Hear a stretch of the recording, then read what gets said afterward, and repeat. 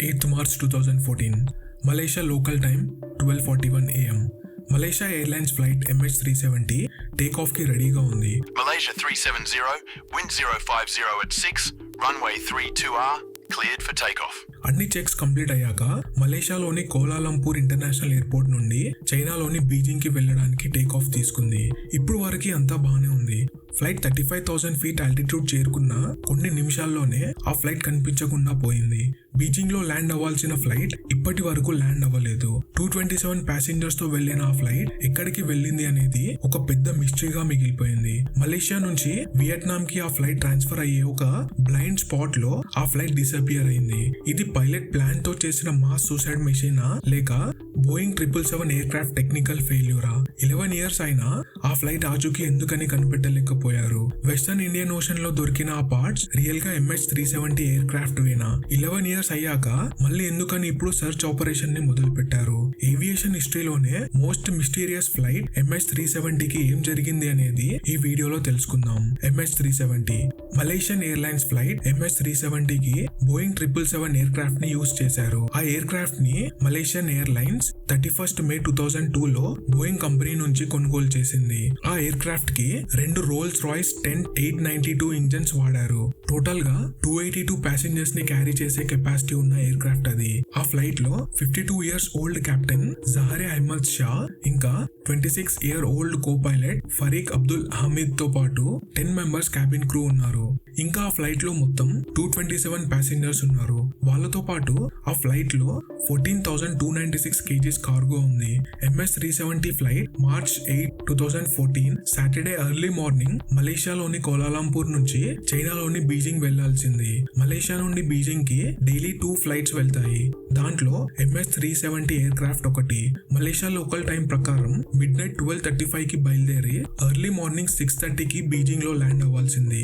MH370 flight duration మొత్తం 5 hours 34 minutes. ఆ జర్నీకి total గా 37,200 kgs ఆఫ్ జెట్ ఫ్యూయల్ అవసరం పడుతుంది. కానీ దానికంటే ఎక్కువే 49,100 kgs ఆఫ్ ఫ్యూయల్ ఆ ఫ్లైట్ లో ఉంది. దాంట్లో ఉన్న రిజర్వ్ ఫ్యూయల్ తో కలిపి ఆ ఫ్లైట్ మొత్తానికి 7 hours 31 minutes ట్రావెల్ చేయగలుగుతుంది.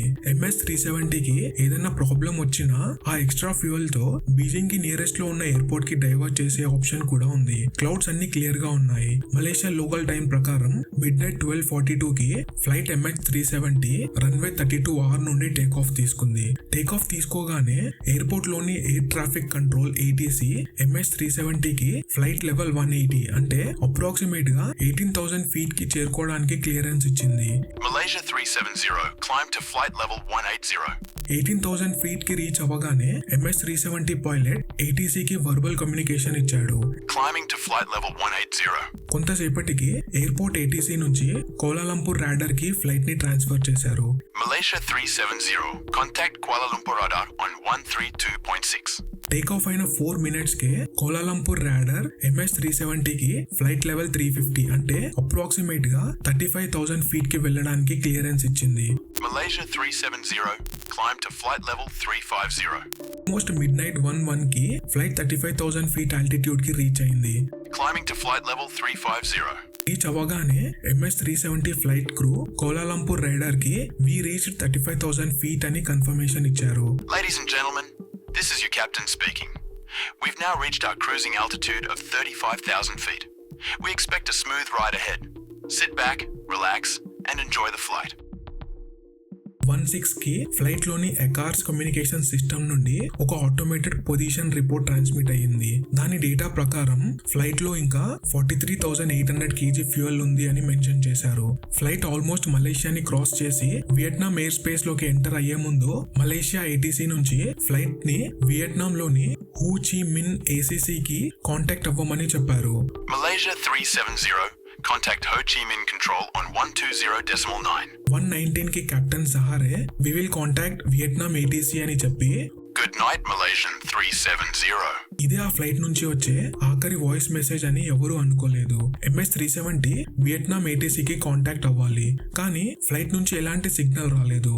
అక్కడ మలేషియా ఏటీసీ నుంచి ఫ్లైట్ ట్రాన్స్ఫర్ అయింది, కానీ వియట్నాం ఏటీసీకి ఇంకా కాంటాక్ట్ అవ్వలేదు. ఈ గ్యాప్ లోనే ఏదో తేడా జరిగింది.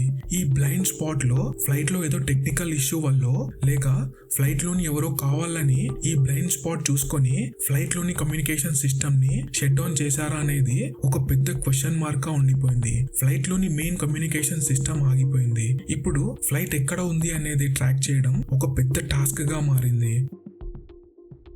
1:19కి కెప్టెన్ నుంచి లాస్ట్ వాయిస్ మెసేజ్ వచ్చిన తర్వాత ఫ్లైట్ నుంచి కోలాలంపూర్ ఏటీసీకి కానీ వియట్నాం ఏటీసీకి కానీ ఎలాంటి కమ్యూనికేషన్ లేదు. 1:20కి మాత్రం కోలాలంపూర్ ఏసీసీలోని రేడార్ కి flight MS-370 navigational way point IGARI ని గల్ఫ్ ఆఫ్ థాయిలాండ్ లో పాస్ చేసినట్టు కనిపించింది. దాని తర్వాత 1:21కి 1 minute లోనే ఆ ఫ్లైట్ రేడార్ స్క్రీన్ నుంచి డిసపియర్ అయింది. కోలాలంపూర్ ఏసీసీ రేడార్ తో పాటు వియట్నాం రేడార్ నుంచి కూడా ఆ ఫ్లైట్ డిసపియర్ అయింది. ప్రతి ఎయిర్ క్రాఫ్ట్ లో ట్రాన్స్పాండర్స్ ఉంటాయి. అవి ఎవ్రీ టైం ఏటీసీకి సిగ్నల్ సెండ్ చేస్తూనే ఉంటాయి. కానీ MS-370 ఫ్లైట్ లోని ADS-B ట్రాన్స్పాండర్ 1:21 AM నుండి పనిచేయడం ఆగిపోయింది. దాన్ని ఎవరో మాన్యువల్ గా షట్ డౌన్ చేశారు. MS-370 ఫ్లైట్ నుండి వచ్చిన ఫైనల్ డేటా ఏంటి అంటే MS-370 air craft flight level 350 అంటే 35,000 feet ఆల్టిట్యూడ్ లో ట్రావెల్ చేస్తుంది అని, అది 472 knots అంటే గంటకి 872 కిలోమీటర్ స్పీడ్ తో ట్రావెల్ అవుతుంది అని, క్లౌడ్స్ కూడా చాలా తక్కువే ఉన్నాయని, వర్షం ఇంకా థండర్స్ లాంటివి ఏం లేవు అని కన్ఫర్మ్ చేశారు. సెకండరీ రేడార్ నుంచి డిసపియర్ అయ్యే ముందు MS-370లో 41,500 kgs ఫ్యూయల్ ఉంది అని కన్ఫర్మేషన్ వచ్చింది. ఆ ఫ్యూయల్ తో ఫ్లైట్ మాక్సిమం 7 hours ట్రావెల్ చేయొచ్చు. అంటే మార్నింగ్ 8:30 to 9 AM వరకు అది ట్రావెల్ చేయొచ్చు. కోలాలంపూర్ ఏసీసీ రేడార్ నుంచి ఫ్లైట్ డిసపియర్ అయ్యాక ఫ్లైట్ లోని ట్రాన్స్పాండర్ కూడా పనిచేయడం ఆగిపోయింది. ఇప్పుడు ఆ ఫ్లైట్ తో అన్ని విధాలుగా కమ్యూనికేషన్ తెగిపోయింది. ఆ ఫ్లైట్ ఇంకా గాల్లోనే ఉంది అన్న ఒక నమ్మకం తప్ప ఎలాంటి కమ్యూనికేషన్ లేదు. అప్పుడే మలేషియన్ మిలిటరీ ప్రైమరీ రేడార్ లో ఫ్లైట్ 370 దాని పాత్ నుంచి రైట్ టర్న్ తీసుకున్నట్టు కనిపించింది. వెంటనే అది లెఫ్ట్ టర్న్ తీసుకొని సౌత్ వెస్ట్ డైరెక్షన్ లో దాని పాత్ నుంచి డీవియేట్ అయినట్టు కనిపించింది. 1:30 AM నుంచి 1:35 AM వరకు మిలిటరీ రేడార్ లో MS-370 35,700 feet లో 496 knots స్పీడ్ లో ట్రావెల్ చేస్తుంది అని చూపించింది. దాని తర్వాత అది మలై పెనిన్సులా వైపు వెళ్ళింది.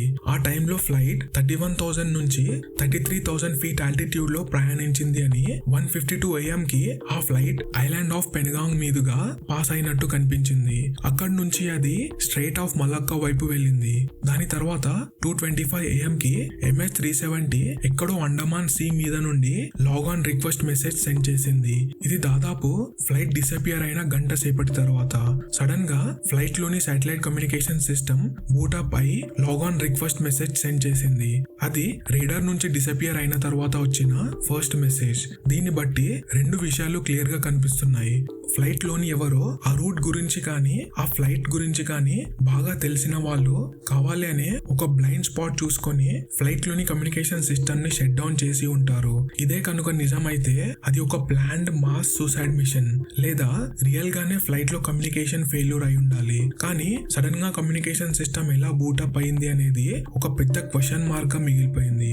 ఫ్లైట్ లోని కమ్యూనికేషన్ సిస్టమ్ బూట్ అయినప్పటి నుంచి గ్రౌండ్ లోని ఇన్మర్సాట్ కమ్యూనికేషన్ సిస్టమ్ కి ఎయిర్ క్రాఫ్ట్ లోని శాటిలైట్ యూనిట్ హవర్లీ బేసిస్ పైన స్టేటస్ రిక్వెస్ట్ కి రెస్పాండ్ అయింది. ఇది ఒక పాజిటివ్ సైన్ గా భావించారు. దానితో వాళ్ళు 2:39 కి ఇంకా 7:13 కి రెండు ground to air craft telephone calls MS-370 కి చేశారు. బట్ కాక్పిట్ నుండి ఎలాంటి రెస్పాన్స్ రాలేదు. ఇన్వెస్టిగేటర్స్ ప్రకారం ఫ్లైట్ 370 సదర్న్ ఇండియన్ ఓషన్ వైపు వెళ్లి 8:19 to 9:15 మధ్యలో మార్చ్ 8th ఫ్యూయల్ ఎగ్జాస్ట్ అయి ఇండియన్ ఓషన్ లో క్రాష్ అయి ఉండొచ్చు అని కంక్లూడ్ చేశారు. బీజింగ్ లో ఆ ఫ్లైట్ లోని ప్యాసింజర్స్ కోసం వాళ్ళ ఫ్యామిలీస్, రిలేటివ్స్ ఇంకా ఫ్రెండ్స్ వెయిట్ చేస్తున్నారు. కానీ ఆ ఫ్లైట్ ఎప్పటికీ బీజింగ్ లో ల్యాండ్ అవ్వదు అన్న నిజాన్ని వాళ్ళు డైజెస్ట్ చేసుకోలేకపోయారు.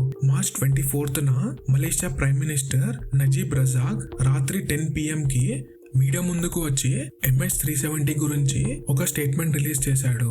MS-370 డిసపియర్ అయ్యే ముందు దాని last position southern Indian ocean మీద ఉందని, ఆ ప్లేస్ లో ఫ్లైట్ ల్యాండ్ అవ్వడానికి ఎలాంటి పాసిబిలిటీస్ లేవు కాబట్టి MS-370 ఇండియన్ ఓషన్ లో క్రాష్ అయి ఉంటుంది అని చెప్పాడు. కొన్ని ఇయర్స్ తర్వాత అక్టోబర్ 2017లో 20 పీసెస్ ఆఫ్ డెబ్రిస్ ని వెస్టర్న్ ఇండియన్ ఓషన్ బీచెస్ దగ్గర కొంతమంది రికవర్ చేశారు. దాంట్లో 18 ఐటమ్స్ ని దాదాపు ఇవి MS-370 ఫ్లైట్ పార్ట్స్ అయి ఉంటాయని ఐడెంటిఫై చేశారు. ఇంకా 2 ఐటమ్స్ మాత్రం వేరే యాక్సిడెంట్ ఎయిర్ క్రాఫ్ట్ అయి ఉంటాయని అన్నారు. జూలై 2015లో వెస్టర్న్ ఇండియన్ ఓషన్ లో రీయూనియన్ ఐలాండ్ లోని సెయింట్ ఆండ్రూ బీచ్ లో ఫస్ట్ టైం ఒక డెబ్రిస్ ని పాజిటివ్ గా ఫ్లైట్ MS-370 యొక్క రైట్ ఫ్లెపిరాన్ అని డిస్కవర్ చేశారు. ఫ్లెపిరాన్ అనేది ఏరోప్లేన్ వింగ్ కి ఉండే ఒక పార్ట్. ఆ ఐటమ్ ని ఫ్రాన్స్ కి ట్రాన్స్పోర్ట్ చేశారు. అక్కడ ఫ్రెంచ్ డిఫెన్స్ మినిస్ట్రీ ల్యాబ్ లో దాన్ని ఎగ్జామిన్ చేశారు. మలేషియా కూడా వాళ్ళ ఓన్ ఇన్వెస్టిగేటర్స్ ని ఫ్రాన్స్ కి పంపారు. 3 సెప్టెంబర్ 2015లో ఫ్రెంచ్ అఫీషియల్స్ ఆ డెబ్రీస్ ఐటమ్ మీద ఉన్న serial number most likely flight MS-370 అని కన్ఫర్మ్ చేశారు. ఆ తర్వాత French police reunion island surroundings beaches లో సర్చ్ ఆపరేషన్ స్టార్ట్ చేశారు. వాళ్ళకి ఒక డ్యామేజ్డ్ సూట్ కేస్ దొరికింది. అది ఆ ఫ్లైట్ లోని ప్యాసింజర్ ది అయి ఉండొచ్చు అని వాళ్ళు అనుకున్నారు. కానీ అఫీషియల్స్ మాత్రం దాన్ని రిజెక్ట్ చేశారు. దాని తర్వాత ఫిబ్రవరి 2016లో కోస్ట్ ఆఫ్ మొజాంబిక్ లో ఒక ఆబ్జెక్ట్ దొరికింది. దానిపైన నో స్టెప్ అని లేబుల్ ఉంది. ఆ ఆబ్జెక్ట్ ని ఆస్ట్రేలియాకి పంపిస్తే వాళ్ళ ఎక్స్పర్ట్స్ అది MS-370 ఫ్లైట్ ఎయిర్ క్రాఫ్ట్ యొక్క వింగ్ పార్ట్ అని కన్ఫర్మ్ చేశారు. అదే ఇయర్ మార్చ్ లో సౌత్ ఆఫ్రికాలోని మోసెల్ బే కి దగ్గరలో ఒక బీచ్ లో సౌత్ ఆఫ్రికన్ ఆర్కియాలజిస్ట్ అయిన నీల్స్ క్రూగర్ కి ఒక గ్రే పీస్ ఆఫ్ డెబ్రిస్ దొరికింది. దానిపైన రోల్స్ రాయల్స్ అని పార్షియల్ గా లోగో ఉంది. MS-370 ఎయిర్ క్రాఫ్ట్ లో రోల్స్ రాయ్స్ ఇంజన్ నే వాడారు. కాబట్టి మోస్ట్ ప్రాబబ్లీ అది MS-370 ఎయిర్ క్రాఫ్ట్ అని కన్ఫర్మ్ చేశారు. ఆ ఫ్లైట్ డిసపియర్ కాగానే సౌత్ ఈస్ట్ ఏషియాలో సర్చ్ అండ్ రెస్క్యూ ఆపరేషన్ ని లాంచ్ చేశారు. క్లియర్ గా ఆ ఫ్లైట్ ఇండియన్ ఓషన్ లో క్రాష్ అయి ఉంటుందని రిపోర్ట్స్ ఉన్నా కానీ ఫస్ట్ సర్చ్ ఆపరేషన్ మాత్రం సౌత్ ఈస్ట్ ఏషియాలో స్టార్ట్ చేశారు. ఫ్లైట్ డిసపియర్ అయిన 1 వీక్ తర్వాత ఇండియన్ ఓషన్ లో సర్చ్ ఆపరేషన్ స్టార్ట్ చేశారు. 18th మార్చ్ నుండి 28th ఏప్రిల్ వరకు 19 వెజల్స్ 345 మిలిటరీ ఎయిర్ క్రాఫ్ట్స్ తో సర్చ్ ఆపరేషన్ స్టార్ట్ చేశారు. జూన్ 2017 వరకు ఆల్మోస్ట్ $155 మిలియన్ ఖర్చు చేశారు. కానీ ఎలాంటి క్లూ దొరకలేదు. ఏవియేషన్ హిస్టరీలోనే ఇది one of the most expensive search operation గా మిగిలిపోయింది. ఇంకా ఎలాంటి రిజల్ట్ లేదు అని 2017లో ఈ సర్చ్ అండ్ రెస్క్యూ ఆపరేషన్ ని సస్పెండ్ చేశారు. మళ్ళీ ఆల్మోస్ట్ 11 ఇయర్స్ తర్వాత ఓషన్ ఇన్ఫినిటీ 30th డిసెంబర్ 2025 కి సర్చ్ ఆపరేషన్ ని మళ్ళీ రెజ్యూమ్ చేస్తారని, ఆ సర్చ్ ఆపరేషన్ టోటల్ గా 55 డేస్ ఉంటుందని మెన్షన్ చేశారు. ఆ సర్చ్ ఆపరేషన్ కి ఎక్స్పెక్టెడ్ కాస్ట్ దాదాపు $70 మిలియన్ ఉంటుందని, కానీ అది no find no fee basis మీద జరుగుతుంది అని. అంటే ఫ్లైట్ ఎక్కడ క్రాష్ అయింది అని కనిపెడితేనే మనీ పే చేస్తారు, లేదా ఎలాంటి ఫీజు ఉండదు. ఓషన్ ఇన్ఫినిటీ ఈసారి సదర్న్ ఇండియన్ ఓషన్ లో 15,000 స్క్వేర్ కిలోమీటర్స్ కవర్ చేయనుంది అని, ఈసారి ఇండియన్ ఓషన్ సముద్ర గర్భాన సర్చ్ ఆపరేషన్ మొదలు పెడతారు. ఈసారి అయినా సర్చ్ ఆపరేషన్ సక్సెస్ఫుల్ అవ్వాలని కోరుకుందాం. ఈ వీడియో మీకు నచ్చితే లైక్ చేసి మా ఛానల్ ని సబ్స్క్రైబ్ చేయండి.